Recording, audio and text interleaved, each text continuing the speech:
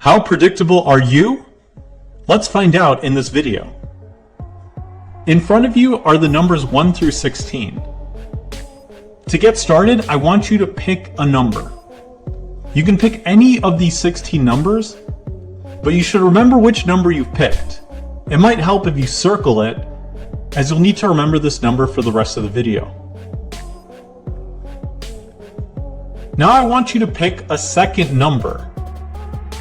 And I want one condition. I want that number to be in a different row and a different column from the first number you picked.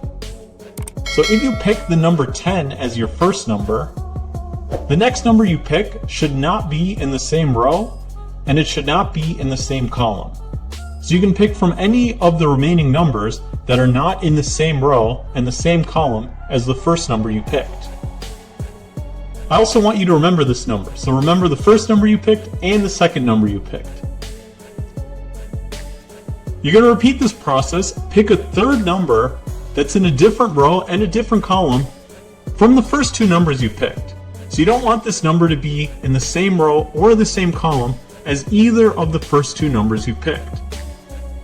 So now you picked 3 different numbers, and I want you to remember them because you're going to have to do one more thing. I want you to pick a fourth number that's also in a different row and a different column from the previous 3 numbers you picked. So if you followed along correctly, you've now picked 4 numbers and you've played according to the rows where they were in different rows and different columns. So your numbers might end up looking something like this. So you've got your 4 numbers, and I want you to add up these 4 numbers. So there's no way I could have known what first number you picked, what the second number was, or third or the fourth. But now here comes a prediction. Add up those 4 numbers you have, and here's what my prediction is. My prediction is the sum of your numbers is 34.